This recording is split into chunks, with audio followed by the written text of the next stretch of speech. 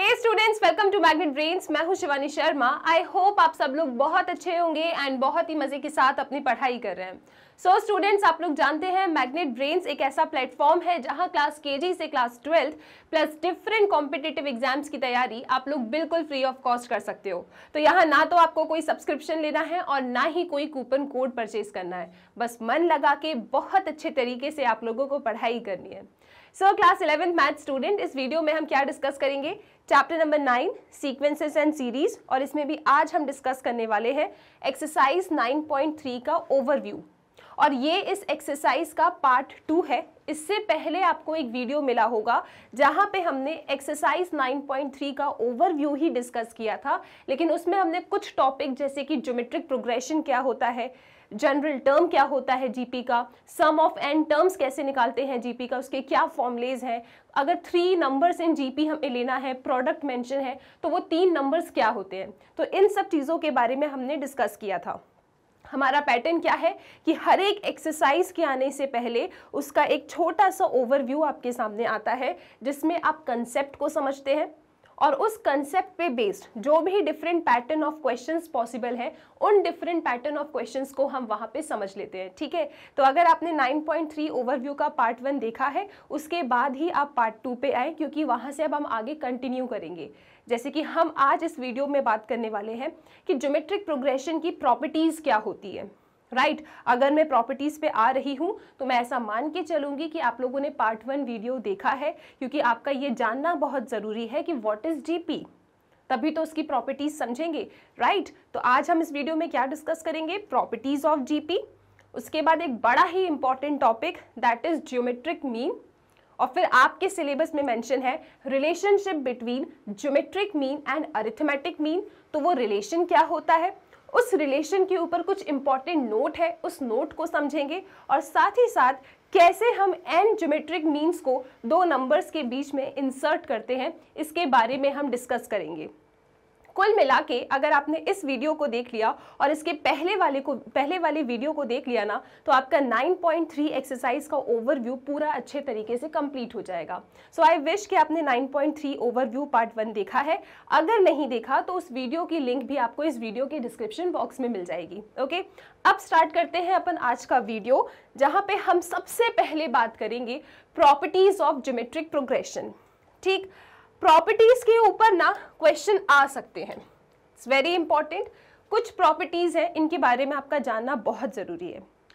पहली प्रॉपर्टी ये कहती है, if all the terms of a GP, एक जीपी आप इमेजिन कीजिए, सपोज ये मेरी एक जीपी है, A1 A2 A3 dot dot dot AN, ये क्या है? मेरी एक जीपी है। ठीक है, प्रॉपर्टी नंबर 1 क्या कहती है? If all the terms of a GP be multiplied और divided by the same non zero constant. एक कांस्टेंट आपने पकड़ लिया, वो कांस्टेंट आपका नॉन जीरो होना चाहिए। सपोज आपने एक कांस्टेंट पकड़ लिया P। इस P कांस्टेंट का अगर आप इस जीपी के हर एक टर्म में मल्टीप्लाई कर दो ना, तो जो रिजल्टेंट सीक्वेंस आपके पास आएगा वो भी एक जीपी होगा, और उस रिजल्टेंट जीपी का जो कॉमन रेशियो होगा वो कॉमन रेशियो वही होगा जो आपके इस ओरिजिनल जीपी का है। ये आपकी प्रॉपर्टी नंबर 1 कहती है। अब एक बार आप आराम से इसे रीड कर लीजिए। If all the terms of a GP be multiplied और divided by same non zero constant, then it remains a GP with the same common ratio। कहने का मतलब सिर्फ इतना सा है, अगर ये एक जीपी है, हमने इस जीपी में किसी एक नॉन जीरो कांस्टेंट का सपोज मल्टीप्लाई किया, मैंने अभी के लिए इसे P ले लिया है। ठीक है, यहाँ पे तो मैंने कोई भी एक नॉन जीरो कांस्टेंट को पकड़ा और उस सेम नॉन जीरो कांस्टेंट का मल्टीप्लाई अपनी इस ओरिजिनल जीपी के हर एक टर्म में कर दिया। तो ये जो एक सीक्वेंस मेरे पास एक नई आ गई है ना, ये सीक्वेंस क्या कहलाएगी? ये सीक्वेंस एक ज्योमेट्रिक प्रोग्रेशन ही कहलाएगी। मतलब ये तो जीपी था, अब इस जीपी में अगर मैंने एक कांस्टेंट का मल्टीप्लाई कर दिया, सपोज 2 का मल्टीप्लाई कर दिया, यहाँ पे जनरलाइज करने के लिए मैंने कहा P का मल्टीप्लाई कर दिया। ठीक है, तो अगर आपने एक नॉन जीरो कांस्टेंट का इस जीपी के हर एक टर्म में मल्टीप्लाई कर दिया तो ये जो नया सीक्वेंस आपके सामने है ये कोई और नहीं, ये एक जीपी ही है।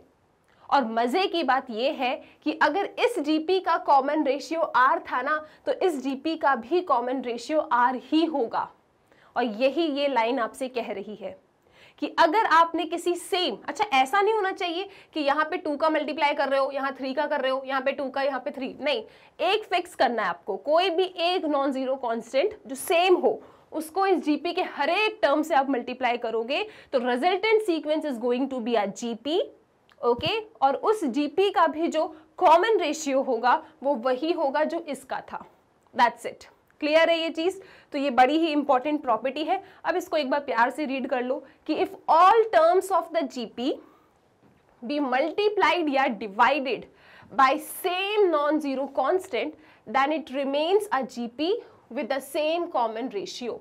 Very important, simple. आप ना इसको ना मैथ्स में इमेजिन किया करो। क्या बोल रहे हैं? एक जीपी है, अच्छा ठीक है, इस जीपी में अगर मैंने किसी सेम नॉन जीरो कांस्टेंट का मल्टीप्लाई कर दिया हर एक टर्म से या फिर डिवाइड कर दिया तो एक नया सीक्वेंस मिलेगा, ठीक है।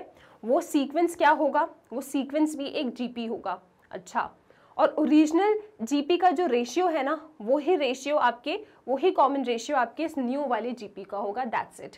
इस तरीके से इमेजिन कर लो, राइट। आपको ना ऐसे याद करने की जरूरत नहीं है कि for all the terms of a GP, नहीं, आपको सिर्फ इमेजिन करना है एक जीपी है, उसमें मैंने एक नॉन जीरो कांस्टेंट का मल्टीप्लाई किया, सेम होना चाहिए, या डिवाइड किया, तो ये जो सीक्वेंस है ये भी जीपी है, इसका और इसका कॉमन रेशियो सेम है, खत्म कहानी। Property number 2, the reciprocals of the terms of a given GP form a GP. Simple, ये कोई जीपी है, A1 A2 A3 dot dot dot dot AN, ये कोई जीपी है। अगर मैं इसके टर्म्स का रेसिप्रोकल कर दूं ना, रेसिप्रोकल मतलब क्या होता है? उल्टा कर दूं मैं इसको, तो अगर मैंने इसको इस तरीके से उल्टा कर दिया तो एक नया सीक्वेंस दिख रहा है आपको, है ना। जैसे ये एक जीपी है, इसके टर्म्स का उल्टा कर दिया मैंने, रेसिप्रोकल कर दिया इसका, तो ये जो एक नया सीक्वेंस है ना ये भी एक जीपी है, ओके। तो जो भी मेरी जीपी ऊपर लिखी है अगर मैंने उसका रेसिप्रोकल कर दिया तो जो नया सीक्वेंस मिलेगा वो भी जीपी होता है, काम खत्म। 2 प्रॉपर्टीज हमने सीख ली। Property number 3, if each term of a GP be raised to the same power, the resulting sequence also forms a GP. Simple. अगर मेरे पास कोई GP है A1, A2, A3 dot dot dot dot AN, ये मेरी एक GP है। अगर इस GP के हर एक टर्म को मैंने सेम पावर से रेज कर दिया, सपोज इसकी पावर K ले ली, इसकी पावर भी मैंने K ले ली, इसकी पावर भी मैंने K ले ली, तो ये जो एक नया सीक्वेंस मेरे सामने है ना ये भी एक जीपी है। एग्जाम्पल के तौर पे आप ऐसा ले सकते हैं कि 2 2 2 ज़ा 4 4 2 ज़ा 8 8 2 ज़ा 16, ये क्या है? ये एक जीपी है कि नहीं? चेक करो पहले। देखो यहाँ पे अगर मैंने इसको इससे डिवाइड किया 2, इसको इससे डिवाइड किया 2, इसको इससे डिवाइड किया 2, हाँ ये एक जीपी है।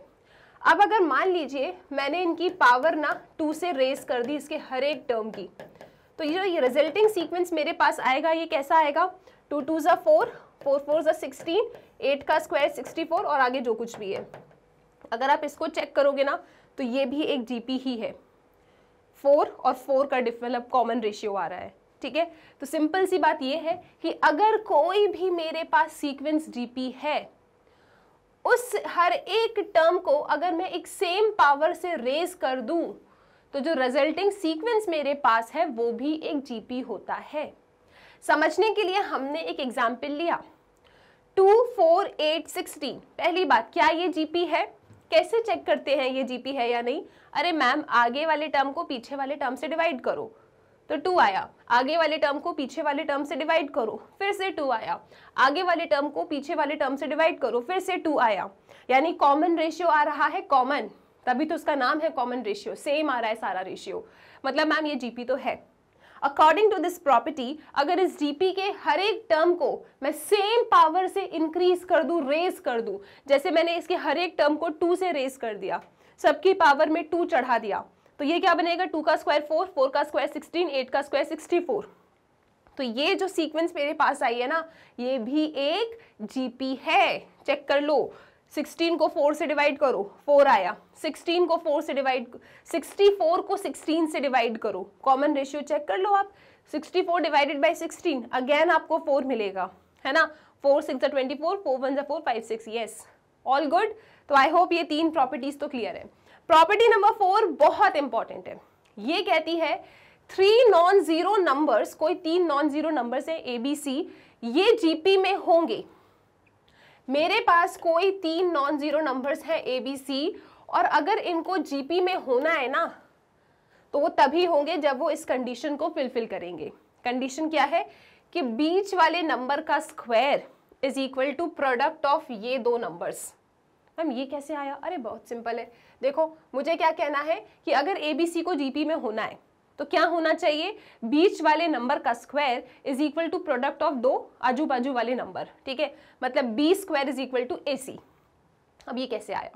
अगर ABC को जीपी में होना है तो हम तो ये जानते हैं कि कोई भी सीक्वेंस, चाहे फाइनाइट हो चाहे इनफाइनाइट हो, अगर उसको जीपी में होना है तो दूसरा वाला डिवाइडेड बाय पहला वाला गिव्स यू अ रेशियो। इसी तरीके से यहाँ पे दूसरा वाला डिवाइडेड बाय उसके पहले वाला C/B, ये दोनों कैसे होने चाहिए? सेम होने चाहिए। किसी भी नंबर को अगर जीपी में होना है तो कॉमन रेशियो कॉमन होना चाहिए ना। तो कैसे? Second divided by first, third divided by second, they should be equal. और इसको अगर सॉल्व करेंगे, हम तो मैथ्स वाले हैं, ये गया यहाँ पे तो B square equal to AC ही आया।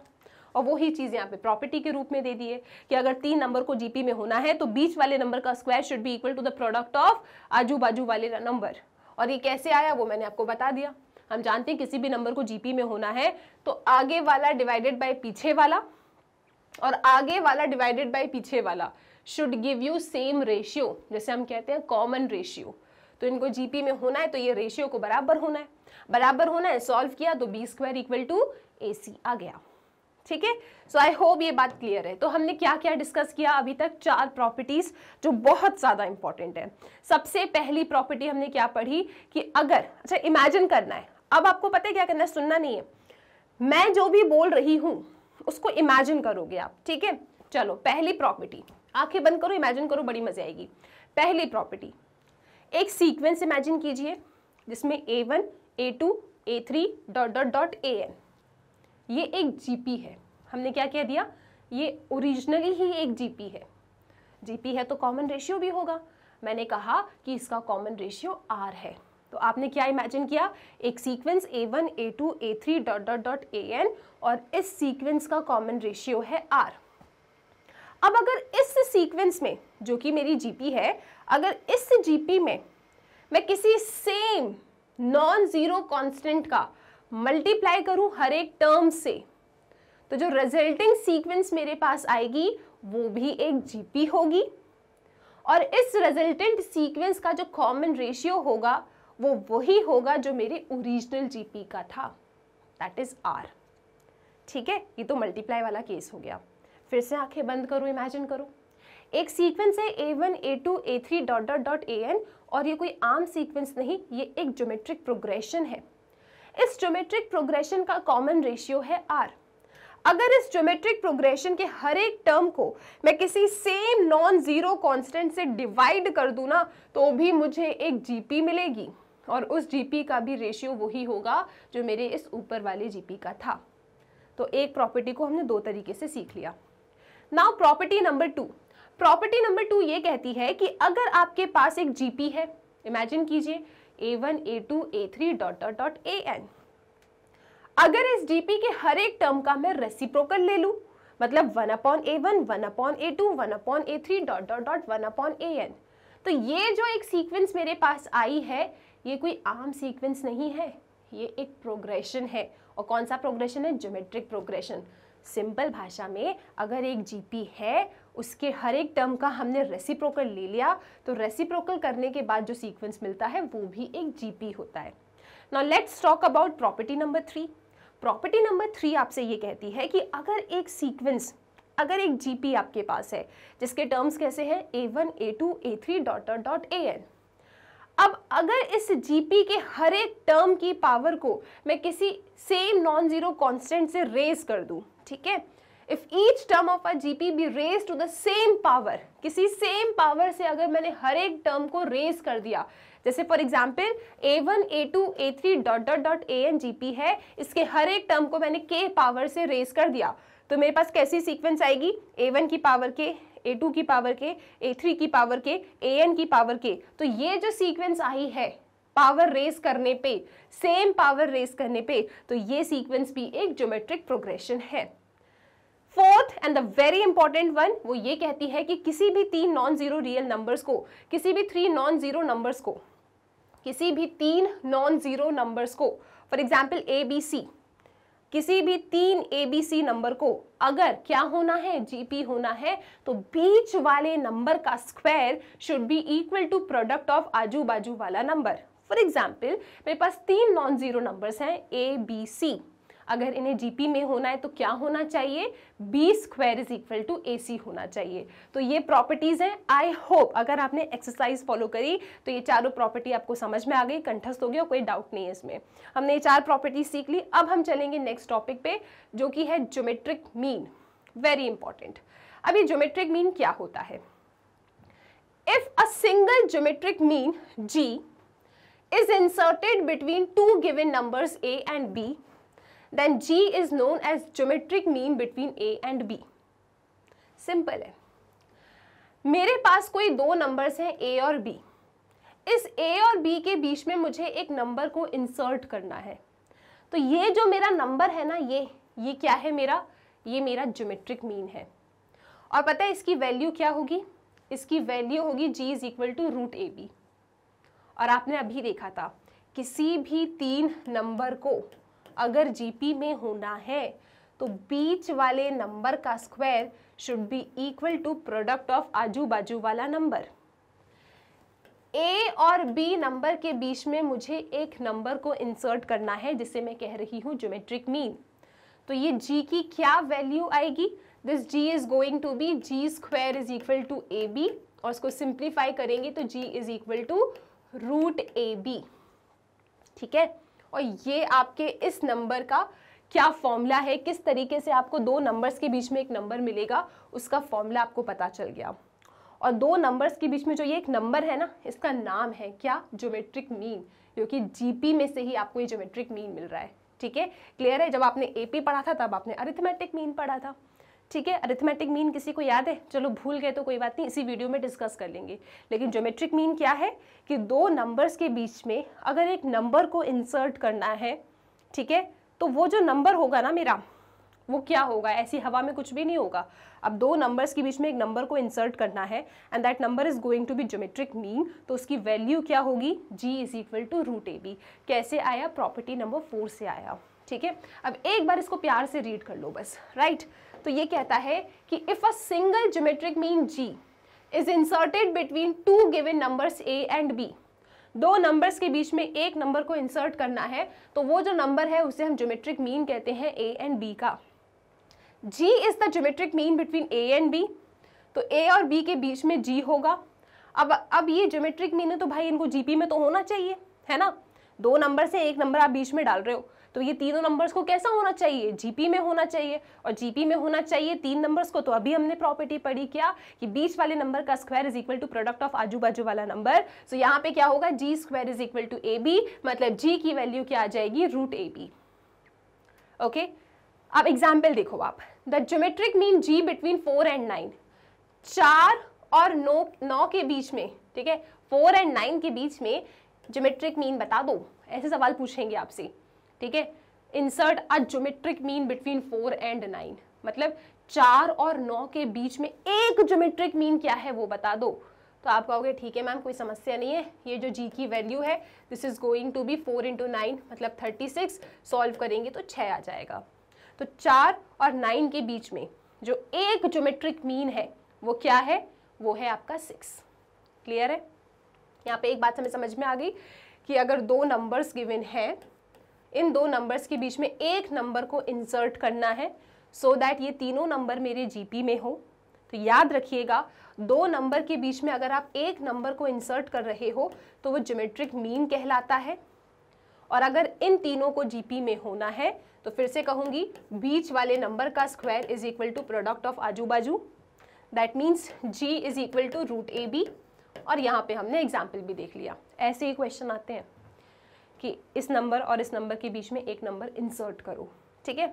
अब मुझे पता है आपके दिमाग में सवाल आ रहा होगा, मैम ऐसा भी तो कोई क्वेश्चन हो सकता है ना कि 2 नंबर के बीच में 4 नंबर इंसर्ट करा रहे हो, या फिर मैम 2 नंबर के बीच में 5 नंबर को इंसर्ट करा रहे हो। हाँ, ये भी एक कंसेप्ट है कि 2 नंबर्स के बीच में आप 5 नंबर्स को इंसर्ट कराओ और उन नंबर्स को हम कहते हैं ज्योमेट्रिक मीन, क्योंकि आप जीपी पढ़ रहे हो, राइट। तो आपसे सवाल ऐसा पूछा जाएगा कि insert 5 geometric mean between these 2 number, तो कैसे इंसर्ट करोगे, उसके लिए क्या प्रोसीजर है वो आपको आगे इसी स्लाइड में मिलेगा। अभी हमने शुरुआत करी है कि अगर एक नंबर इंसर्ट करना है 2 नंबर के बीच में so that resultant sequence GP में रहे, तो उस बीच वाले नंबर को कहते हैं ज्योमेट्रिक मीन और उसका फॉर्मूला होता है रूट ए बी।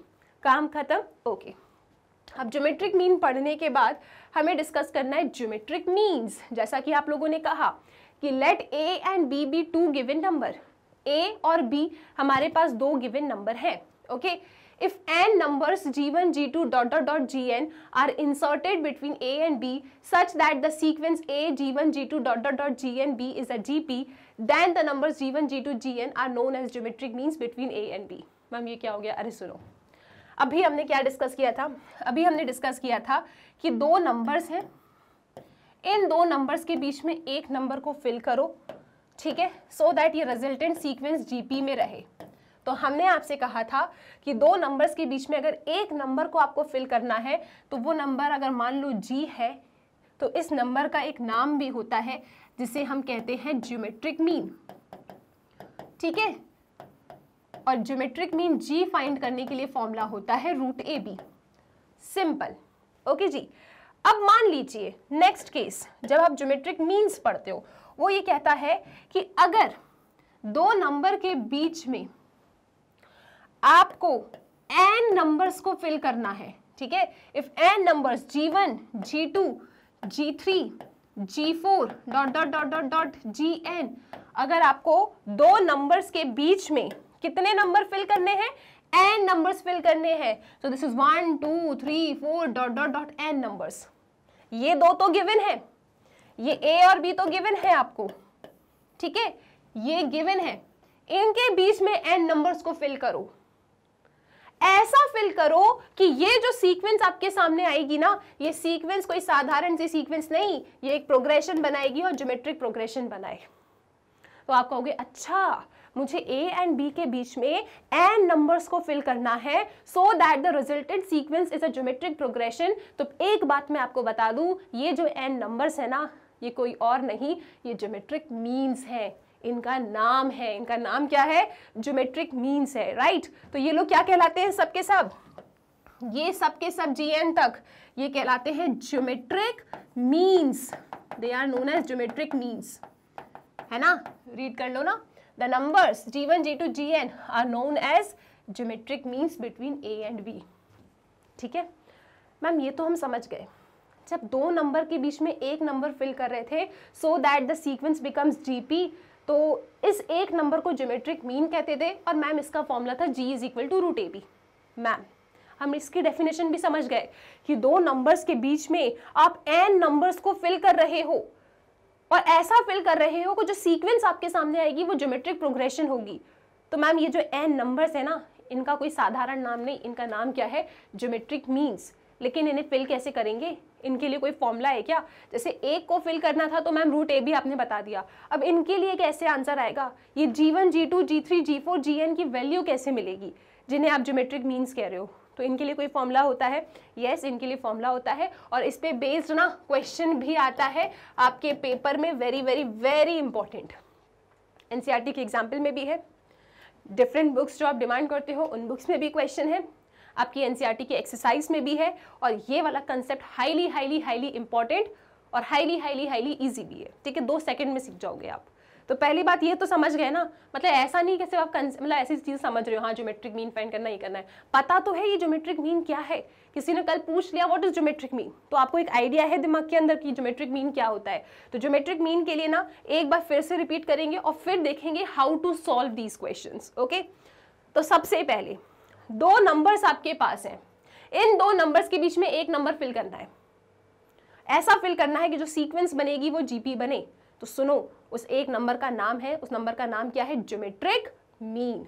कैसे फाइंड करते हैं? G = √AB। ठीक है मैम, दो नंबर से A and B, A and B के बीच में आपको n नंबर्स फिल करना है और ऐसा फिल करना है कि ये जो एक सीक्वेंस बनेगी ना, ये एक जीपी बने। तो सुनो, ये जो n नंबर्स है ना, इनका भी नाम है, क्या नाम है? Geometric means. और इनको फाइंड करने के लिए कोई प्रोसीजर है? यस, एक प्रोसीजर है। आओ अब उस प्रोसीजर को अपन डिस्कस करते हैं। सो देखो, insertion of geometric means between two given numbers, दो गिवन नंबर्स के बीच में आपको GM को फिल करना है। तो यहाँ पे पहले थ्योरी रीड कर लो। Let G1 G2 ... Gn be n geometric means between two given numbers A and B। A and B के बीच में कितने ज्योमेट्रिक मीन्स रखे हैं? n ज्योमेट्रिक मीन्स रखे हैं, G1 G2 ... Gn, right. Then ये जो सीक्वेंस है A, G1, G2, ... Gn, B, ये सीक्वेंस क्या है? ये एक GP है। और इस GP में कितने टर्म्स होंगे? एक बार मैं इसको लिख देती हूँ। ये मेरे दो नंबर्स हैं A, और इनके बीच में हमने डाला है कितने ज्योमेट्रिक मीन्स? इनके बीच में हमने रखे हैं n ज्योमेट्रिक मीन्स। तो ये जा रहे हैं मेरे n ज्योमेट्रिक मीन्स और ये रहे मेरे A और B नंबर। कैसा है ये एक GP बना रहा है ना? GM डाला है तो ऑफकोर्स ये GP ही बना रहा है। अब आपका टारगेट है कैसे भी करके आपको G1, G2, G3 ... Gn इनकी वैल्यूज मिल जाए। मैम A एंड B की वैल्यू नहीं चाहिए, अरे वो तो गिवन है ना, दो नंबर्स आपको गिवन है, उनके बीच में आपने इंसर्ट किया है n ज्योमेट्रिक मीन्स। अब वो n ज्योमेट्रिक मीन्स अभी तो हमने कह दिया है कि वो G1, G2, G3 ... Gn है, लेकिन उनकी वैल्यू क्या है, वो वैल्यू कैसे फाइंड करोगे, ये सवाल है। ठीक है, तो यही क्वेश्चन बनता है। मैं आपको एक क्वेश्चन भी दिखा देती हूँ। Insert 5 geometric means between 5, 76 and 9। इन दो नंबर्स के बीच में 5 ज्योमेट्रिक मीन्स को फिल करो। तो कैसे सॉल्व करेंगे? पहले प्रोसीजर समझो आप। ये दो नंबर्स गिवन है, इनके बीच में n ज्योमेट्रिक मीन्स डाला है, डेफिनेटली ये सीक्वेंस क्या बना रहा है? एक जीपी बना रहा है। अच्छा, कोई मुझे बताएगा काउंट करके इसमें कितने टर्म्स हैं? मैम देखो ना, यहाँ से लेके यहाँ तक तो n हो गए, ये एक और ये दो। मैम इसमें n+2 टर्म्स है। ये किसी को कोई समस्या कि इस जीपी में कितने टर्म्स हैं? n+2 टर्म्स हैं। ओके, तो यहाँ से लेके यहाँ तक तो n हमने फिल किया ही है और दो ऑलरेडी गिवन है, यानी टोटल n+2 टर्म्स है। ठीक है, अब इन सब की ना जरा पोजीशन को अपन समझ लेते हैं। कैसे?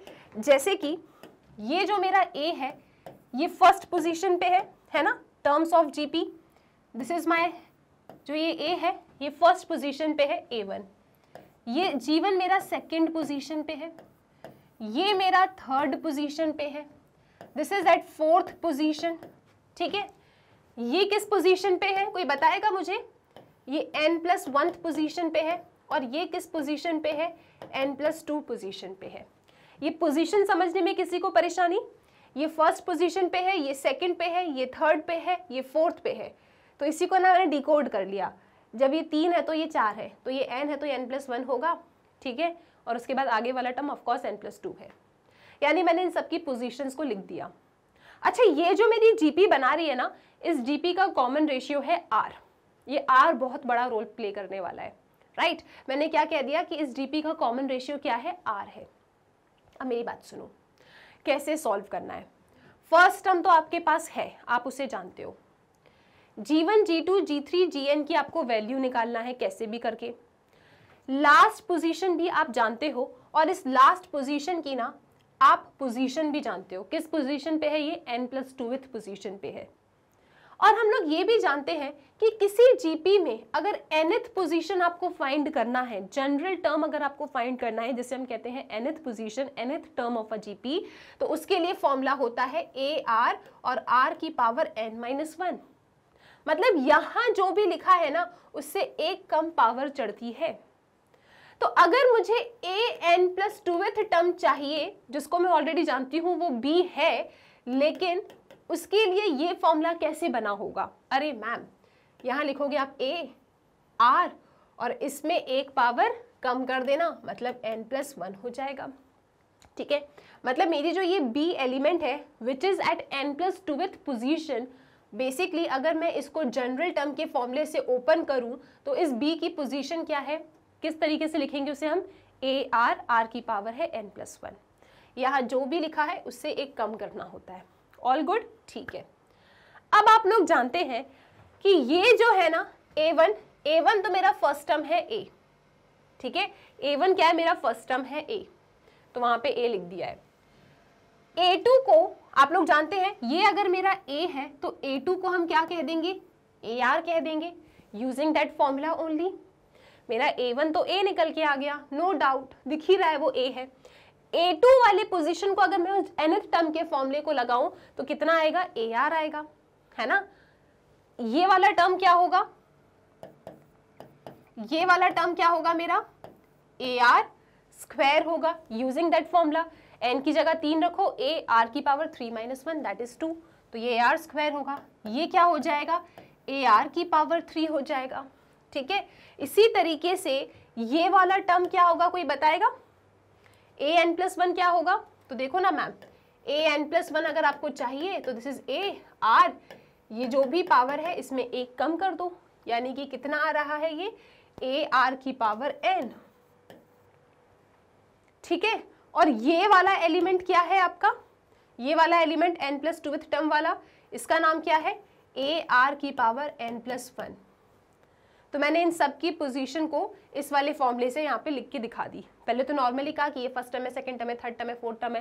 फिर मैंने कहा देखो मेरे पास तो फॉर्मूला भी होता है ना, अपन जानते हैं जीपी कैसे लिखते हैं, AR स्क्वायर, तो बस यहाँ पे वही मैंने लिख के दिखा दिया, ठीक है। इतना काम आपने कर लिया। अब बात सुनना, अब जो भी खेल होता है ना, n नंबर्स को इंसर्ट अगर आपको करना है किसी जीपी में, तो सिर्फ और सिर्फ इन दोनों का होता है, फर्स्ट टर्म और लास्ट टर्म का। फर्स्ट टर्म तो एज इट इज रखा रहेगा, उससे बात नहीं करना। सबसे ज्यादा इंपॉर्टेंट होता है आपका ये जो लास्ट टर्म है इस जीपी में। कैसे सॉल्व करना होता है क्वेश्चन को, अब आप वो सुनिए। जो भी आपका लास्ट टर्म है आप उसकी पोजीशन की हेल्प लेते हैं। जैसे b n+2th पोजीशन पे है और n+2th पोजीशन को हम कैसे लिखेंगे, AR की पावर n+1। यानी आप यहाँ पे कहोगे कि देखो जी, इस जीपी में जो मेरा n+2th टर्म है वो तो मेरा b है, और n+2th टर्म को हम कैसे लिखते हैं, AR की power n+1 equal to b। यहां से आपको कैसे भी करके अपने r की वैल्यू निकालना है, और r की वैल्यू कैसी आ रही है, b/a की पावर 1/n+1। अब आपको r मिल गया, a तो आपके पास ऑलरेडी है फर्स्ट टर्म, ठीक है। अब आपको क्या फाइंड करना है, g1, g2, g3, gn find करना है। तो g1 को आपने कैसे लिखा है, AR, a तो ऑलरेडी आपके पास गिवन है a, और r आपने फाइंड कर लिया, तो यहाँ पे a इंटू आर करना, आपको g1 मिल जाएगा।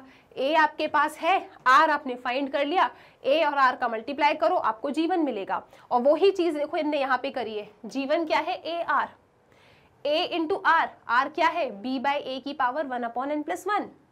अगर आपको g2 चाहिए तो g2 क्या है, AR स्क्वायर, तो a का मल्टीप्लाई किससे करो, r स्क्वायर से करो। a तो आपके पास है, r आपने फाइंड किया, उसका स्क्वायर कर देना, g2 AR स्क्वायर, ये रहा a, और r था ये, इसका स्क्वायर किया तो 2/n+1।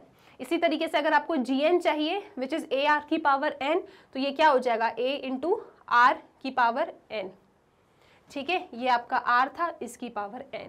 तो इस तरीके से आप इन टर्म्स को फाइंड करते हो। तो ये तो एक हल्का सा हमने डेरिवेशन में सीखा। अब एग्जाम्पल लेंगे तो और अच्छे से क्लियर हो जाएगा। लेकिन आई होप ये सब बातें आपको क्लियर हो गई हैं। देखो ये तब मजा आएगा जब आपने 9.3 का ना ओवरव्यू बहुत ध्यान से सुना है। अगर आपने ओवरव्यू समझ लिया, ये टर्म्स के बारे में आप समझ गए, फिर तो आगे कुछ भी नहीं है। ओके, अब मैं एक एग्जाम्पल से इसको और क्लियर करती हूँ। दुखी नहीं होना है, क्योंकि डेरिवेशन आपसे कोई नहीं पूछने वाला है, ये सिर्फ और सिर्फ आपके कंसेप्ट को स्ट्रॉन्ग करने के लिए होता है, ठीक है। एग्जाम्पल देखो आप, insert 5 geometric means between 576 and 9। 576 और 9 के बीच में आपको 5 ज्योमेट्रिक मीन्स को फिल करना है। तो हम लिखेंगे यहाँ पे, ठीक है, let A, let G1, G2, G3, G4 and G5 be 5 geometric means, be 5 geometric means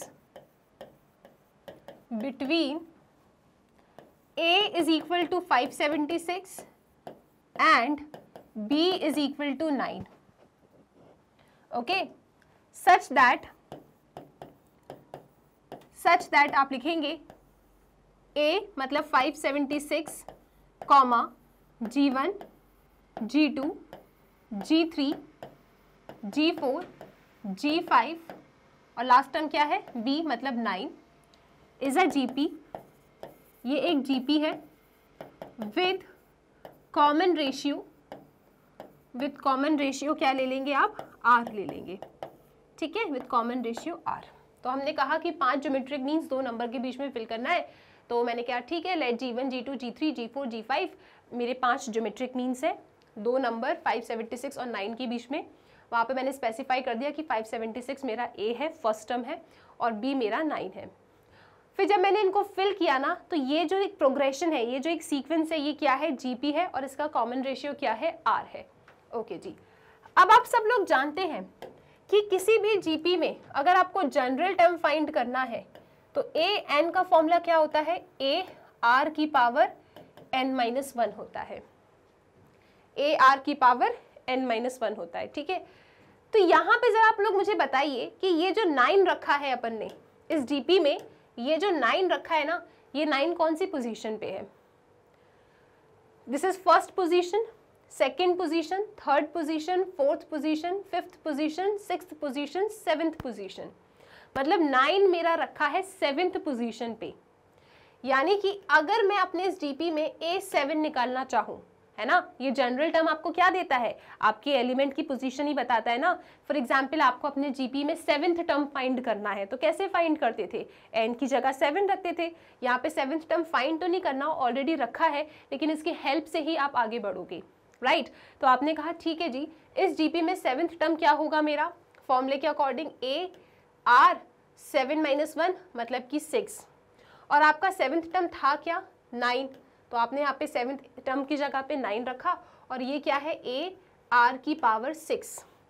A भी आपके पास है ना 576, तो R की पावर 6 को एज इट इज रखा, दिस इज 9/A, A मतलब कि 576, तो ये 9/576 आ रहा है। इसे कट करें अगर आप, तो 3 3s are 9, 3 1s are 3, 4 5, 3 9s are 27, 3 2s are 6, okay. और कट होगा क्या, yes, 3 1s are 3 6s are 18, 1 2 3 4s are 12, यानी ये पूरा कट होने के बाद कितना आ रहा है, ये आ रहा है 1/64। R की पावर 6 कितना आया, 1/64। तो यहाँ से आप R की वैल्यू निकालो, R की वैल्यू क्या आएगा, 1/64 की पावर 1/6। ये पावर यहाँ पे शिफ्ट किया तो उल्टा होके जाएगा, ठीक है। तो ये R की वैल्यू आ गई। अब आपको क्या फाइंड करना है इस क्वेश्चन में, आपको फाइंड करना है G1, G2, G3, G4, G5। तो आप कहेंगे ठीक है जी, जो G1 है किस पोजीशन पे रखा है, काउंट करो, फर्स्ट सेकंड पोजीशन पे, यानी A2 पोजीशन पे। तो A2 का मतलब क्या होता है, A R की पावर 2-1, राइट, और A2 पोजीशन पे क्या है, G1 है। तो यहाँ पे मेरा A कितना था 576, R कितना आया मेरे पास 1/64 की पावर 1/6। इसको थोड़ा सिंप्लीफाई अगर हम करें ना, तो 64 को हम लोग 2 की पावर 6 लिख सकते हैं। अब ये 1/6 पावर इसकी भी है, इसकी भी है, तो 2/6 की पावर अगर आप 1/6 करोगे तो 6 से 6 तो चला जाएगा। तो ओवरऑल आपका R कितना निकल के आएगा, ओवरऑल आपका R निकल के आएगा 1/2, ठीक है। तो G1 क्या है मेरा, सेकेंड टर्म है, सेकेंड टर्म मतलब A R की पावर 2-1।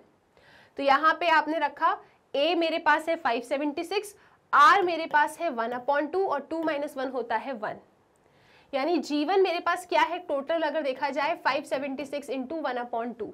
सिंप्लीफाई कर सकते हैं इसको अपन, तो this is 2 1s are 2 2s are 4, 1 7, 2 8s are 16, 2 8s are 16, यानी कि आफ्टर सिंप्लीफिकेशन G1 मेरे पास आ रहा है 288। अब मुझे चाहिए मेरा G2, मेरा G2 किस पोजीशन पे है, मेरा G2 पोजीशन पे है। आप चाहें तो यहाँ पे पोजीशंस को लिख सकते हैं, ठीक है, कैसे, इस तरीके से, वेयर A1 आप यहाँ पे लिख लो कि here A1 is equal to A is equal to 576, A2 position पे है G1, A3 पोजीशन पे है मेरा G2, A4 पोजीशन पे है G3, A5 पोजीशन पे है G4, ठीक है, और आगे यहाँ पे लिख देती हूँ A6 पोजीशन पे है G5। तो वहाँ पे ना आपको समझ में आसानी से आएगा, लिख देना यहाँ पे hair A1 is equal to 576, A2 मेरा G1 है, ये A1 है, ये A2 है, ये A3 है, ये A4 है, ये A5 है और ये A6 है। ये तो 7th पोजीशन है, ये भी लिखी दो कि A7 क्या है मेरा 9 है और इसी को मैंने B बोला है। तो अब ये चीज़ें आसानी से क्लियर हो जाएगी, ठीक है। क्या ये पॉइंट क्लियर है? इस तरीके से आप मेंशन कर देना अपनी कॉपी में, ठीक है, एक लाइन में लिखना लेकिन इसको। अब यहाँ पे G1 मिल गया आपको, अब आपको क्या चाहिए G2। G2 किस पोजीशन पे बैठा है? A1, A2, A3, third position पे बैठा है आपका G2, और थर्ड पोजीशन के लिए फॉर्मूला क्या होगा? AR की पावर 3 - 1 दैट मीन्स 2। A3 कौन है मेरा? A3 है मेरा G2, चेक कर लो, है ना, A3 क्या है? G2। तो यहाँ पे G2 is equal to A कितना है? 576, R कितना है? 1/2, और इसकी पावर पे चढ़ा है 2, 1/2 की पावर 2, तो क्या होगा ये हो जाएगा 1/4, ठीक है। सिंप्लीफाई कर लो, देखो ना ये क्या है 1/2 इंटू 1/2, जब इसको एक बार सिंप्लीफाई किया था तो 288, राइट। यहाँ पे आया मेरे पास क्या? 288, फिर 288 में हाफ का मल्टीप्लाई कर दो, कितना आएगा? 2 1 जा 2 1 जा 2 4 जा 2 4 जा, यानी कि 144। तो G2 कितना आ रहा है मेरे पास? 144 आ रहा है। इसके बाद चलते हैं अपने फोर्थ पोजीशन पे, और फोर्थ पोजीशन का फॉर्मूला क्या होगा? AR की पावर 3, और मेरे फोर्थ पोजीशन पे कौन रखा है? फोर्थ पोजीशन पे रखा है G3। So G3 is equal to AR की पावर 3। A कितना है मेरे पास? 576, R3 कितना है? हाफ, मतलब R कितना है? हाफ, और इसकी पावर है 3, तो 3 बार मैं लिख दूंगी। 2 बार कट करने पे 144 आया है, 144 इंटू 2 कर दो, मतलब डिवाइड बाय 2 कर दो। तो 144 को जब 2 से डिवाइड करोगे तो 2 1 जा 2 7 जा 2 2 जा, तो ये कितना निकल के आ रहा है? 72 निकल के आ रहा है, ठीक है। मुझे G3 भी मिल गया। अब देखिए ज़रा, फिफ्थ पोजीशन पे कौन सा एलिमेंट बैठा है? फिफ्थ पोजीशन पे बैठा है G4। तो ये मेरा G4 के लिए मैं क्या करने वाली हूँ? A5 की वैल्यू निकालूंगी। A5 क्या होगा? AR की पावर n-1 होता है ना, है ना। तो यहाँ पे n क्या है? 5, 5 में से 1 गया, 5 में से 1 गया मतलब कि 4। सो AR की पावर 4 इज माई G4। तो A कितना है? 576, R कितना है? हाफ, इस हाफ की पावर क्या है? 4। 3 बार जब आपने R क्यूब किया था A का मल्टीप्लाई इससे, तो 72 आया था। R की पावर 4 है, मतलब एक बार 2 से और डिवाइड कर दो, सिंप्लीफिकेशन ही कर रहे हैं। तो कितना आएगा? 2 3 जा 6, 1 2 2 6 जा 12। तो ये आपका G4 आया। G5 कौन सी पोजीशन पे बैठा है? 6th पोजीशन पे बैठा है, और इसके लिए फॉर्मूला है AR की पावर 5 यूजिंग दिस फॉर्मूला। तो A6 है मेरा G5, तो G5 कितना निकल के आएगा? A कितना है? 576 इंटू करना है आपको R है मेरा 1/2, और इसकी पावर है 5। जब 1/2 की पावर 4 था तो 36 आया, पावर 5 मतलब इंटू हाफ और करके देख लो इसमें, तो कितना आ जाएगा G5? तो G5 अपना निकल के आएगा 2 1 जा 2 1 6 2 8 जा 16, ओके। 2 1 जा 2 1 6 2 8 जा 16, मतलब G5 मेरा 18 आ रहा है। तो इनने कहा था कि 5 ज्योमेट्रिक मीन्स को इंसर्ट करो इन दोनों के बीच में, तो वो क्या आ रहा है? सबसे पहला है 576 एलिमेंट, पहला GM कितना निकल के आया? 288, इसके बाद 144, है ना, फिर कितना था? 288 144 72, ठीक है जी, 36 18, और लास्ट में है आपके पास 9। तो जो 5 GM इनको चाहिए थे, वो 5 GM क्या हैं आपके? ये आपके 5 GM आ गए इन दो नंबर्स के बीच में। तो इस तरीके से ना आपको इस क्वेश्चन को टारगेट करना था। सबसे पहले हम क्या करेंगे? सबसे पहले हम लिख देंगे कि लेट वो 5 GM मेरे G1 G2 G3 G4 G5 है, किन दोनों नंबर्स के बीच में है? 576 और 9। तो 576 मेरा A हो जाएगा, B मेरा 9 हो जाएगा। फिर मैंने इनको अरेंज करके रख दिया। मैंने कहा है कि ये GP है, इसका कॉमन रेशियो R है। फिर अपने सिंप्लीफिकेशन के लिए मैं ऐसा लिख सकती हूँ कि ये मेरा फर्स्ट टर्म है, ये सेकंड टर्म है, ये थर्ड टर्म है, ये फोर्थ टर्म है, ये फिफ्थ टर्म है, ये सिक्स्थ टर्म है, और ये सेवन्थ टर्म है। तो मैंने इसको यहाँ पे लिख के भी दिखा दिया। फर्स्ट टर्म जिसको मैंने ए कहा है वो मेरा 576 है, सेकेंड टर्म G1 है, थर्ड टर्म G2 है, फोर्थ टर्म G3 है, fifth term G4, sixth term G5, seventh term 9 जिसको मैंने बी कहा है। ये मैंने लिख के रखा क्योंकि यहाँ पे जनरल टर्म वाले फॉर्मूले की हेल्प से ही क्वेश्चन को सॉल्व करना है।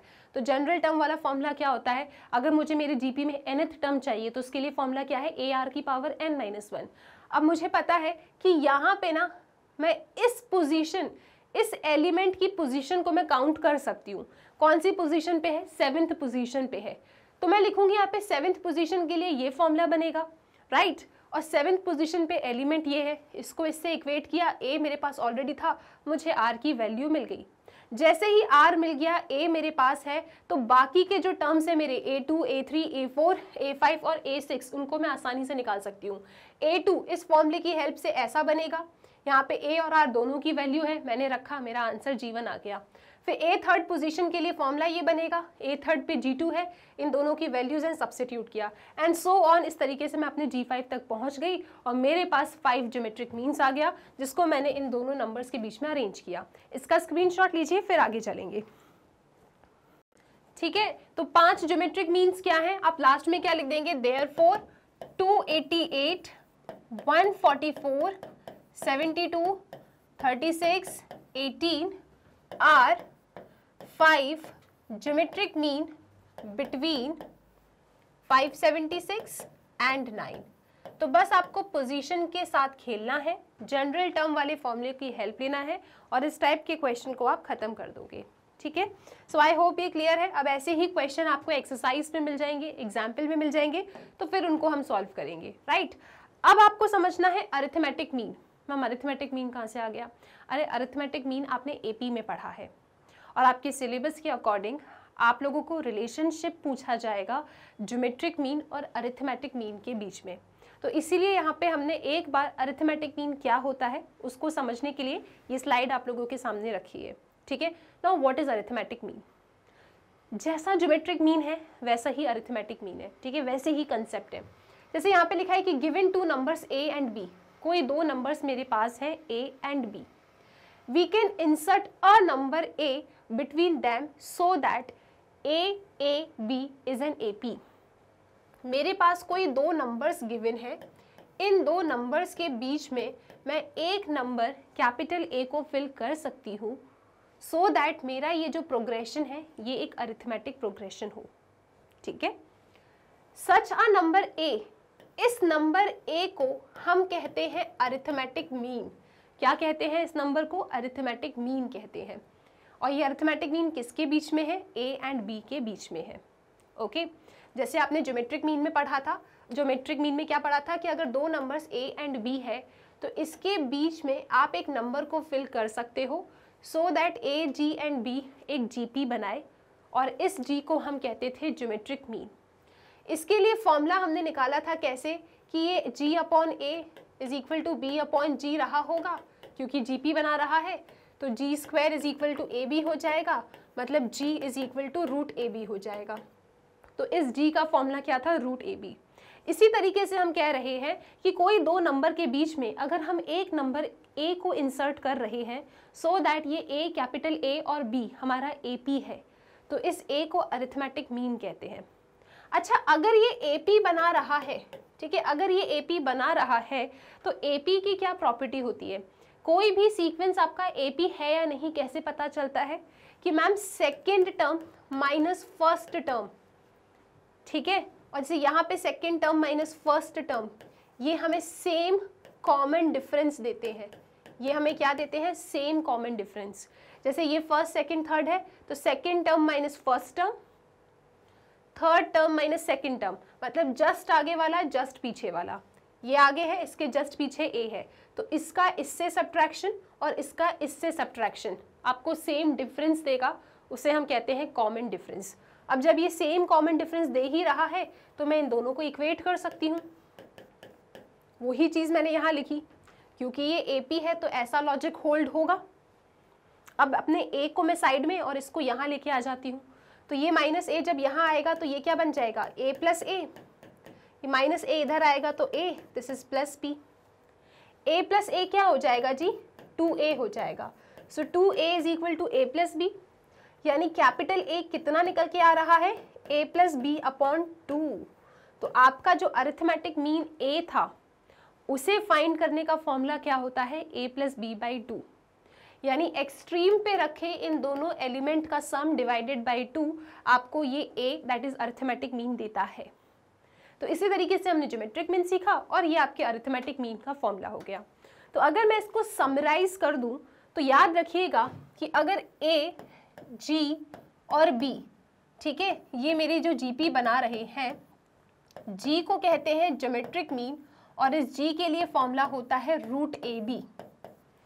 फिर याद रखिएगा कि a, कैपिटल A और b ये मेरे AP बना रहे हैं, तो इस कैपिटल A को हम कहते हैं AM that is arithmetic mean, और इस A का फॉर्मूला होता है a प्लस बी बाई 2। ठीक है, तो दो नंबर्स के बीच में अगर एक नंबर फिल कर रहे हो so that the resultant sequence is a GP, तो G होता है ज्योमेट्रिक मीन और G का फॉर्मूला है रूट AB।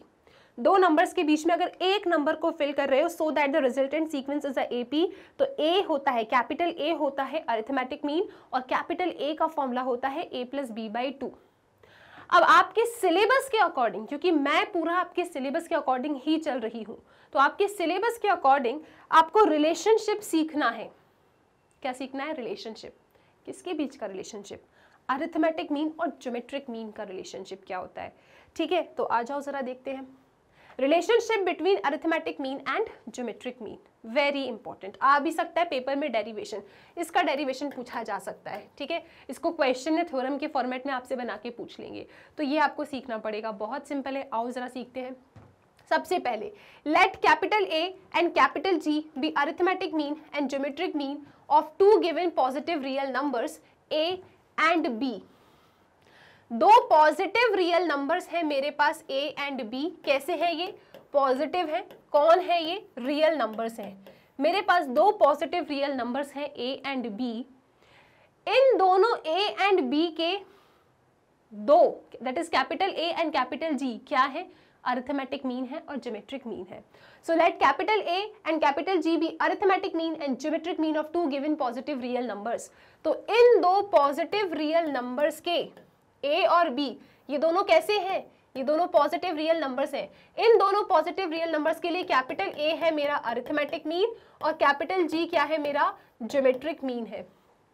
इन दो पॉजिटिव रियल नंबर्स के लिए capital A is arithmetic mean and capital G is geometric mean. अच्छा, तो अगर कैपिटल A अरिथमेटिक मीन है तो जरा कैपिटल A का फॉर्मूला भी बता दो। तो मैम वो होगा a प्लस बी बाई 2। अच्छा, कैपिटल G अगर ज्योमेट्रिक मीन है इन दो नंबर्स के बीच में तो G का फॉर्मूला बता दो। Ma'am G is equal to root AB। अच्छा जी, अब एक काम करो, अब this equation minus this equation कर दो। रिलेशनशिप मतलब क्या होता है, कुछ ना कुछ आपके पास एक्सप्रेशन आएगी। ठीक है, A और G बराबर होते हैं, A बड़ा होता है या G छोटा होता है या G बड़ा होता है, तो ये रिलेशनशिप होता है मैथ्स में। ठीक है, तो हमें पता करना है कि मेरे A और G का रिलेशन क्या है, क्या ये समान है, क्या A बड़ा है, क्या G छोटा है, क्या G बड़ा है A छोटा है, ये रिलेशनशिप हमें इस्टेब्लिश करना है। तो वहां तक जाने से पहले ना मैंने बस नॉर्मल बात करी। मैंने सिर्फ ऐसा कह दिया कि मेरे पास दो पॉजिटिव रियल नंबर्स हैं A एंड B, इन दोनों का कैपिटल A अरिथमेटिक मीन है, उसका फॉर्मूला बना दिया, कैपिटल G ज्योमेट्रिक मीन है, उसका फॉर्मूला बना दिया। अब this is my equation 1 and this is my equation 2। मैं इन दोनों को सब्ट्रैक्ट कर दूंगी तो मेरे LHS माइनस होंगे और RHS माइनस होंगे। तो ये क्या हो जाएगा, A माइनस टी, और ये इससे माइनस होगा a plus B by 2 minus root AB। Maths वाले हैं, बिना LCM लिए कैसे रुक जाएंगे, तो यहाँ पे हमने LCM लिया, ये एक्सप्रेशन मेरी ऐसी बन गई। अब यहाँ से आप गौर फरमाएंगे, ज़रा ध्यान से देखना। यहाँ पे आप देखेंगे कि a माइनस जी कैसा हो गया है, a माइनस जी हो गया है a प्लस बी। यहाँ देखें आप, -2 रूट A रूट B। अरे मैम वो तो रूट AB था, तो रूट AB को मैं रूट A रूट B लिख सकती हूँ। ठीक है, and this is divided by 2। Right, अब यहाँ पे हम थोड़ा सा सिंप्लीफिकेशन करेंगे। कैसे, देखना। क्या मैं इस A को रूट A का स्क्वायर लिख सकती हूँ? हाँ मैम, क्यों नहीं लिख सकते। क्या मैं इस B को रूट B का स्क्वायर लिख सकती हूँ? हाँ मैम, बिल्कुल लिख सकते हो, ये भी कोई पूछने वाली बात है। चलो जी ठीक है। और इसको तो मैंने वैसे ही पहले से तोड़ के लिख दिया, रूट ए रूट बी, और डिनोमिनेटर में है 2। क्या आप लोग a माइनस बी का होल स्क्वायर जानते हो? हाँ मैम बिल्कुल जानते हैं, 11th में है हम लोग। क्या होता है a माइनस बी का होल स्क्वायर? मैम ये होता है a square plus B square minus 2ab। इसको और इसको जरा ध्यान से देखना, a square plus B square minus 2ab। अरे हाँ, ये क्या बना रहा है? ये बना रहा है रूट ए माइनस रूट बी का होल स्क्वायर। ये एक्सप्रेशन क्या बना रही है? ये एक्सप्रेशन बना रही है रूट ए माइनस रूट बी का होल स्क्वायर, और डिवीजन में क्या है? 2 है। यहां से यहां कैसे आए समझ में आया? देखो इस स्टेप में डायरेक्टली यहां लिख दिया था कि ये ऐसा आ गया, लेकिन ये ऐसा कैसे आया वो मैंने आपको बताया कि इस तरीके से लिखा था a plus B minus 2 root A B upon 2। तो मैंने कहा सुनो, ये पता है कैसे आया? मैंने a को रूट ए का स्क्वायर, b को रूट बी का square, and this is minus 2 root A root B. इसको ध्यान से देखा मैंने, अरे ये तो a माइनस बी का होल स्क्वायर का फॉर्मूला है, बस यहाँ पे मेरे a है रूट ए और b है रूट बी। तो रूट ए माइनस रूट बी का होल स्क्वायर जब आप ओपन करेंगे तो ये ऐसा ही आएगा। अच्छा मैम साइड में क्या चल रहा है? साइड में चल रहा है a minus D. Ma'am relationship कैसे आएगा? तो सुनो ना, किसी भी नंबर का स्क्वायर क्या होता है? पॉजिटिव होता है। अगर इन दोनों में सब्ट्रैक्ट करने पे मान लो नेगेटिव भी आ गया, तो नेगेटिव को ऊपर कौन बैठा है? स्क्वायर। किसी भी नंबर का स्क्वायर चाहे पॉजिटिव हो चाहे नेगेटिव हो, ओवरऑल आंसर क्या आता है? पॉजिटिव। तो अगर इन दोनों को सब्ट्रैक्ट करने पे पॉजिटिव भी आया ना, तो पॉजिटिव का स्क्वायर पॉजिटिव होगा। इन दोनों नंबर को सब्ट्रैक्ट करने पे अगर माइनस का साइन आया ना, तो माइनस का स्क्वायर भी पॉजिटिव होगा। ऑलवेज रिमेंबर, किसी भी नंबर का स्क्वायर तो पॉजिटिव होता है। अच्छा मतलब न्यूमरेटर तो मेरा पॉजिटिव है, डिनोमिनेटर क्या है? 2। क्या ये नेगेटिव है? नहीं मैम, ये तो कांस्टेंट है और साफ साफ दिख रहा है पॉजिटिव 2 है, तो ठीक है ये भी पॉजिटिव है। तो न्यूमरेटर पॉजिटिव है, डिनोमिनेटर पॉजिटिव है, तो ओवरऑल ये क्वांटिटी कैसी है? ओवरऑल ये क्वांटिटी पॉजिटिव है। पॉजिटिव है यानी कि ग्रेटर देन इक्वल टू 0, क्योंकि ये 0 हो सकता है ना। ये इक्वल टू का 0 क्यों? देखो पॉजिटिव तो ये है, ये भी पॉजिटिव है, ये भी पॉजिटिव है ना। पॉजिटिव है मतलब ये तो ग्रेटर देन 0 है। इक्वल टू 0 क्यों लगाने का मन किया मेरा? क्योंकि देखो ना, अगर मान लो ये दोनों समान हो गए a और b, तो ये 0 दे देगा ना, 0 अपॉन समथिंग तो 0 होता है। तो इसीलिए ये जो मेरी पूरी क्वांटिटी है, जब इसको मैंने अच्छे से समझा, इसको जब मैंने इंस्पेक्ट किया, तो मुझे क्या समझ में आया कि न्यूमरेटर तो हमेशा पॉजिटिव होगा, डिनोमिनेटर भी हमेशा पॉजिटिव होगा। यानी मेरा एंटायर ये फ्रैक्शन कैसा होने वाला है? पॉजिटिव। पॉजिटिव का मतलब है ग्रेटर देन 0, तो ग्रेटर देन 0 बना दिया। इक्वालिटी का साइन क्यों बनाया? क्योंकि अगर ये दोनों समान हो गए, बराबर हो गए, तो ये एक्सप्रेशन शून्य भी हो सकती है, तो इसलिए यहाँ पे इक्वल टू बना दिया। तो ओवरऑल मेरा जो ये एक्सप्रेशन है ये कैसा हो सकता है? Greater than equal to 0। मतलब ये ग्रेटर देन इक्वल टू 0 है, और इसके एलएचएस में क्या लिखा है? a minus D. मतलब a माइनस डी कैसा हो सकता है? Greater than equal to 0। और आपने लीनियर इनइक्वालिटीज पढ़ी है, आप जानते हैं इसको मैं ऐसा भी लिख सकती हूँ। कैसा? कि a is greater than equal to g, दोनों तरफ प्लस g करेंगे तो a क्या आ रहा है? Greater than equal to g आ रहा है।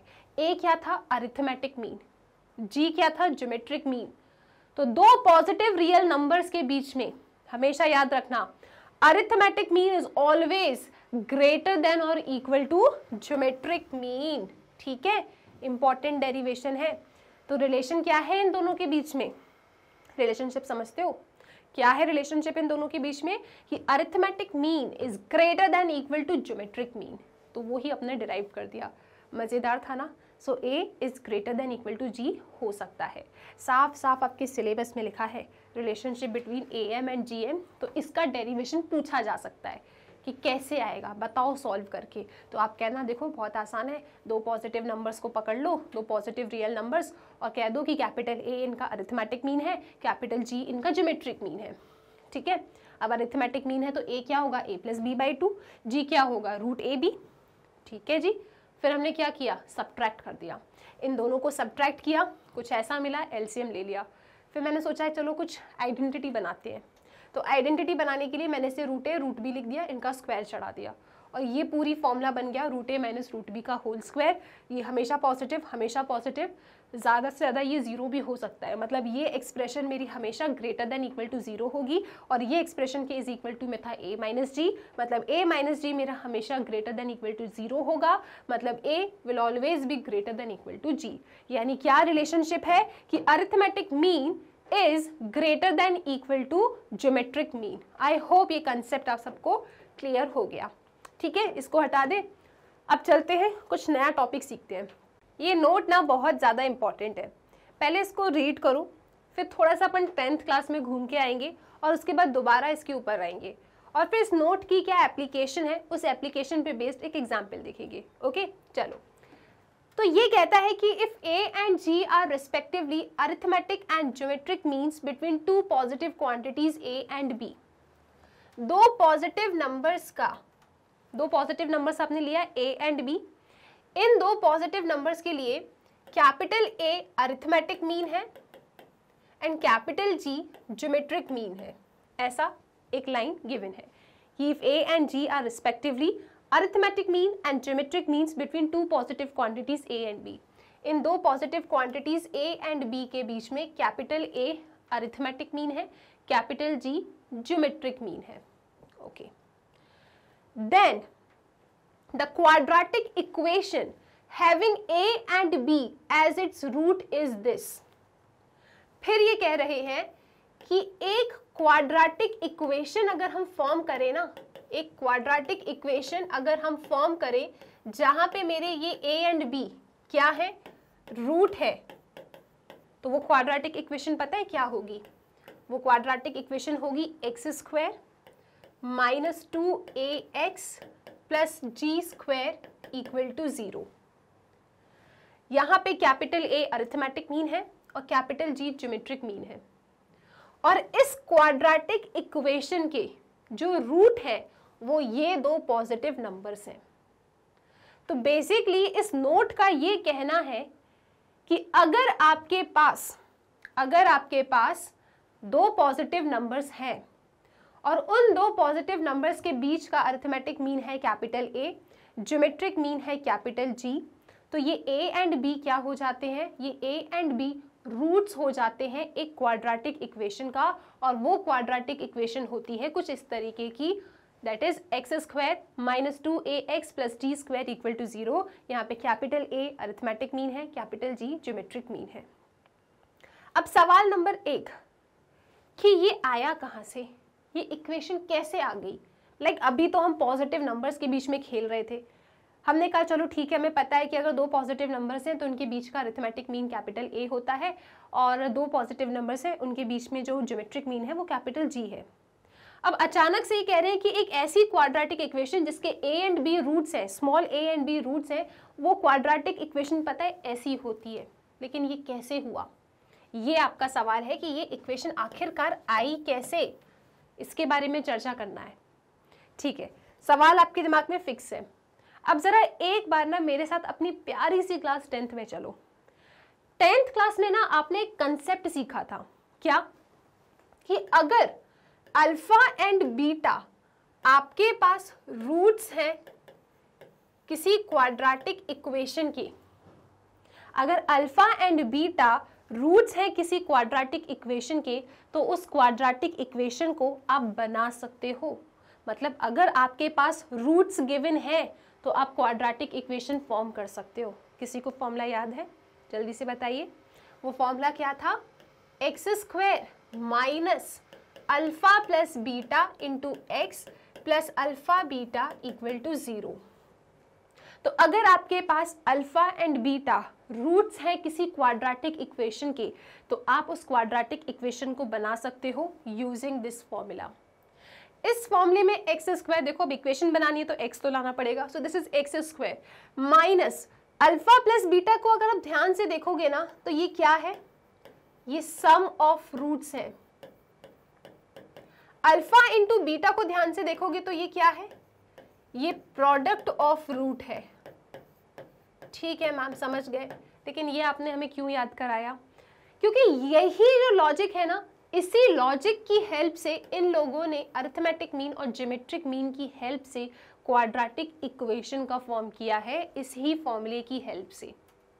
यहाँ पे क्या हो रहा था, small a and small b आपके दो पॉजिटिव नंबर्स थे, इनके बीच में कैपिटल A अरिथमेटिक मीन था, इनके बीच में कैपिटल G ज्योमेट्रिक मीन था। फिर हमने कहा कि एक ऐसी क्वाड्रेटिक इक्वेशन जहां पे मेरे ये छोटे छोटे positive real numbers that is a and b क्या है, रूट हो जाते हैं इस क्वाड्रेटिक इक्वेशन के, और ये क्वाड्रेटिक इक्वेशन ये है, इस क्वाड्रेटिक इक्वेशन के रूट क्या है, then the quadratic equation having a and b as it root is this. मतलब ये a b किसका रोल परफॉर्म कर रहे हैं, रूट्स का रोल परफॉर्म कर रहे हैं इस क्वाड्रेटिक इक्वेशन का। ठीक है, मतलब आपके पास अल्फा बीटा रूट होते थे तो क्वाड्रेटिक इक्वेशन ऐसी है, यहाँ पे आपके पास रूट क्या हो गया, a एंड b हो गया। तो जब आपके पास रूट अगर a एंड b हो गया तो आपकी ये क्वाड्रेटिक इक्वेशन कैसी हो जाएगी, यहाँ पे सम ऑफ रूट आएगा और यहाँ पे प्रोडक्ट ऑफ रूट आएगा। मतलब डेफिनेटली ये अगर ऐसी बनी है तो ऐसा स्टेज भी इसमें आया होगा कहीं ना कहीं। ठीक है, उसके बाद ही यहाँ पे इनने क्या लिख दिया 2a और यहाँ पे इनने g का स्क्वायर लिखा। अब ये सब कैसे हुआ वो डिस्कस कर लेते हैं। ठीक है, चलो जी सुनो, आप जानते हैं कि a and b positive number थे मेरे पास। ठीक है, दो पॉजिटिव नंबर थे, इनके बीच में a मेरा अरिथमेटिक मीन था और g मेरा ज्योमेट्रिक मीन था। तो अरिथमेटिक मीन का फॉर्मूला क्या होगा, a प्लस बी अपॉन 2। यहाँ से अगर आप लोग 2a लिखें so this is a plus B. ठीक है, 2 को यहाँ ले गए। ज्योमेट्रिक मीन का फॉर्मूला था g is equal to root A B. तो अगर दोनों तरफ स्क्वायरिंग कर दें तो ये g square equal to A B आ रहा है। मैंने कहा कि अगर a एंड b मेरे रूट्स हैं किसी क्वाड्रेटिक इक्वेशन के तो इक्वेशन क्या होती है, इक्वेशन होती है X square minus a plus B X plus A B equal to 0। यहाँ पे a प्लस बी की वैल्यू क्या है, यहाँ पे a प्लस बी की वैल्यू है 2a, so this is 2a plus A B की वैल्यू क्या है, g स्क्वायर इक्वल टू 0। और देखो ये इक्वेशन आपकी बन गई। ठीक है, तो अगर आपके पास दो पॉजिटिव नंबर्स हैं a एंड b, उनके बीच का अरिथमेटिक मीन ज्योमेट्रिक मीन आप निकाल के वो इक्वेशन भी फॉर्म कर सकते हो, जहाँ पे ये a and b will play like, ये कौन सा रोल प्ले करेंगे, ये a and b role play करेंगे उसके रूट का। ठीक है, तो अगर आपके पास a and b positive numbers हैं, अरिथमेटिक मीन ज्योमेट्रिक मीन निकालने के बाद a एंड b को एज अ रूट कंसिडर करें तो आप इक्वेशन बना सकते हो। ठीक है, इस तरीके से ये इक्वेशन आ गई। अब इसकी एप्लीकेशन क्या है, हम ये क्यों सीख रहे हैं, तो इसकी एप्लीकेशन ये है कि इस मेथड की हेल्प से आप इस टाइप के क्वेश्चंस को आसानी से टारगेट कर सकते हो। क्वेश्चन क्या कह रहा है कि if arithmetic mean and geometric mean of two positive numbers a and b are 10 and 8 respectively, find the numbers. आपके पास इस क्वेश्चन में मैं आपको ना इस लॉजिक का, ये जो हमने सीखा नोट प्रॉपर्टी, इसकी क्या इंपॉर्टेंस है, क्या एप्लीकेशन है, इस एग्जाम्पल के थ्रू दिखा रही हूँ। आप इस क्वेश्चन को अलग तरीके से भी सॉल्व कर सकते हो, लेकिन इस कंसेप्ट के थ्रू इस क्वेश्चन को सॉल्व करना आसान हो जाता है। ठीक है, क्वेश्चन में गिवन है कि arithmetic mean and geometric mean of two positive numbers are 10 and 8। ठीक है, सो पॉजिटिव नंबर्स क्या है मेरे पास, a एंड b है, इन दोनों के बीच का अरिथमेटिक मीन है 10 और इन दोनों के बीच का ज्योमेट्रिक मीन है 8। ठीक है जी, क्या करना है, फाइंड द नंबर्स। ये जो दो पॉजिटिव नंबर्स है ना a एंड b, इनको आपको फाइंड करना है। इन दो पॉजिटिव नंबर्स के बीच का अरिथमेटिक मीन है, इन दो पॉजिटिव नंबर्स के बीच का ज्योमेट्रिक मीन है। बताओ ये दो नंबर्स क्या हैं, ये आपको बताना है। ठीक है, अब आप जानते हो कि अरिथमेटिक मीन है, ज्योमेट्रिक मीन है इन दो नंबर्स के बीच में, तो ये दो नंबर किसका रोल प्ले करते हैं, ये दो नंबर रोल प्ले करते हैं रूट्स का। किसके रूट का, इस क्वाड्रेटिक इक्वेशन के रूट का। तो आप यहाँ पे लिखेंगे कि a and b are roots of quadratic equation, कौन सी, x square minus 2ax plus G square equal to 0। Value को रखो, एक्स स्क्वायर माइनस 2a मतलब 20x प्लस g का स्क्वायर यानी 64 इक्वल टू 0। ये a एंड b क्या है, ये a एंड b रूट है इस क्वाड्रेटिक इक्वेशन की। तो मैंने इस क्वाड्रेटिक इक्वेशन में 2a और g की वैल्यू रखी तो मेरी क्वाड्रेटिक इक्वेशन ऐसी बन गई। अब जैसे ही इस क्वाड्रेटिक इक्वेशन को मैं स्प्लिट कर दूंगी, क्योंकि क्वाड्रेटिक है, splitting the middle term possible है, या फिर क्वाड्रेटिक फॉर्मूला लगा दूंगी, तो जैसे ही मैं यहाँ पे किसी भी मेथड के थ्रू, या तो स्प्लिटिंग द मिडिल टर्म, या तो क्वाड्रेटिक फॉर्मूला, या फिर कंप्लीटिंग द स्क्वायर, जो भी आप सीख कर आए हो 10th क्लास में, मैं कोई भी इसमें मेथड लगा दूं तो मुझे मेरा x मिल जाएगा, ठीक है। और वो जो x की वैल्यू मिलेगी ना मुझे, वो x की वैल्यू ही क्या है, मेरे a एंड b है, क्योंकि आप जानते हो यहाँ पे जब आप x की वैल्यू फाइंड करोगे तो वो बेसिकली x की वैल्यू क्या होती है, वो x की वैल्यू रूट्स होती है उस क्वाड्रेटिक इक्वेशन की। और यहाँ पे हमने कह दिया है कि रूट्स क्या है, a एंड b है। एक बार फिर से सुनो ध्यान से, बिल्कुल ध्यान से सुनना, ठीक है। ये कंसेप्ट की एप्लीकेशन क्या है, जब आपके पास दो पॉजिटिव नंबर्स हों, उन दो पॉजिटिव नंबर्स के बीच का अरिथमेटिक मीन, ज्योमेट्रिक मीन आपको गिवन है। क्वेश्चन वाले सिर्फ आपसे कहेंगे फाइंड a एंड b, वो पॉजिटिव नंबर्स फाइंड करके दे दो, तो आप कहोगे ठीक है। अरिथमेटिक मीन है, ज्योमेट्रिक मीन है, हम जानते हैं a एंड b रूट्स होते हैं क्वाड्रेटिक इक्वेशन के। कौन सी क्वाड्रेटिक इक्वेशन, ये वाली क्वाड्रेटिक इक्वेशन। यहाँ पे 2a और g की वैल्यू रखी तो परफेक्ट क्वाड्रेटिक इक्वेशन बन गई इन टर्म्स ऑफ x। अब जब इस क्वाड्रेटिक इक्वेशन को आप सॉल्व करोगे, splitting the middle term, quadratic formula, जो भी मेथड आपको आता है, जब आप इसको सॉल्व करोगे ना तो आपको x की वैल्यूज मिलेगी। और x क्या होंगी, वो जो x की वैल्यूज मिलेगी वो बेसिकली क्या है, वो रूट ही तो है इस इक्वेशन के, और रूट हमने क्या लिया है, a एंड b। तो जो भी आपकी x की वैल्यू आ जाएगी वो ही आपके a एंड b हो जाएंगे, ठीक है, क्लियर है। चलो इसको हटाते हैं, अपनी इस क्वाड्रेटिक इक्वेशन को अपन स्प्लिट कर देते हैं अब, ठीक है। जो भी मेथड आपको ईजी लगे उससे आप x की वैल्यू निकाल लो। तो splitting the middle term will be easy. कैसे फाइंड करने वाले, 64 है, फैक्टर्स निकाल लो, 2 3 ज़ा 6, 2 2 ज़ा 4, 2 1 ज़ा 2 6 ज़ा 2 8 ज़ा 16, 2 4 ज़ा 8, 2 2 ज़ा 4, 2 1 ज़ा 2, ठीक है। ऐसे दो पेयर्स आपको लेना है जिनका प्रोडक्ट -20 हो, जिनका सम -20 हो और जिनका प्रोडक्ट 64 हो, ठीक है। तो यहाँ पे देखें आप, 2 2 ज़ा 4, फिर 2 2 ज़ा 4, 4 2 ज़ा 8, 8 2 ज़ा 16, ऐसे दो नंबर्स आपको सोचने हैं इनमें से जिनका सम है ना, जिनको प्लस या माइनस करने पे आपको 20 मिल जाए और इनका प्रोडक्ट करने पे आपको +64 मिल जाए। तो अगर मैंने -16 -4 लिया तो मुझे -20 मिल जाएगा, -16 इंटू -4 किया तो मुझे 64 मिल जाएगा। स्प्लिटिंग द मिडिल टर्म तो आप लोग बहुत अच्छा जानते हो। तो यहाँ पे आपको मिलेगा this is x² -16x -4x + 64 = 0। x common ले लो, so this is x -16 -4 common ले लो, x -16 = 0। तो यहाँ पे पेयर बनाओ, x -4, दिस इज x -16 = 0। तो आपको x की दो वैल्यू मिल रही है, एक 4 और एक 16। इन्हें कहा था फाइंड द नंबर्स, तो आप कह दो ठीक है ये रहा मेरा नंबर a, ये रहा मेरा नंबर b। इन्हें स्पेसिफिकली नहीं बोला फाइंड कौन सा नंबर है ना, सिंपल क्या है कि दो पॉजिटिव नंबर्स थे a एंड b, बस फाइंड कर दो वो नंबर्स। तो वो नंबर्स क्या हैं, वो नंबर्स है मेरे 4 और 16। तो डायरेक्टली आप लिख देना therefore the numbers are, numbers कौन है, 4 है 16 है, इसमें से कोई भी a एंड b हो सकता है, कोई फर्क नहीं पड़ता, ठीक है। क्या ये बात क्लियर है। तो नंबर्स कितना आ रहा है, 4 और 16 आ रहा है। इसका स्क्रीनशॉट लो, फिर आगे चलेंगे। सो आई होप ये क्वेश्चन क्लियर है। इसके साथ आपका एक्सरसाइज 9.3 का ओवरव्यू पूरे तरीके से कंप्लीट हो जाता है। तो आपने पार्ट 1 देख लिया, पार्ट 2 देख लिया, आपका कंसेप्ट पूरा क्लियर हो चुका है। नेक्स्ट वीडियो में हम लोग 9.3 एक्सरसाइज के सभी क्वेश्चंस को सॉल्व करेंगे, ओके। तो इन वीडियोस को अच्छे से देखिए, जितने भी फॉर्मुलेज हैं उन्हें एक कॉपी में लिख लो। नेक्स्ट वीडियो में 9.3 एक्सरसाइज के सभी क्वेश्चंस को हम लोग सॉल्व करेंगे, राइट।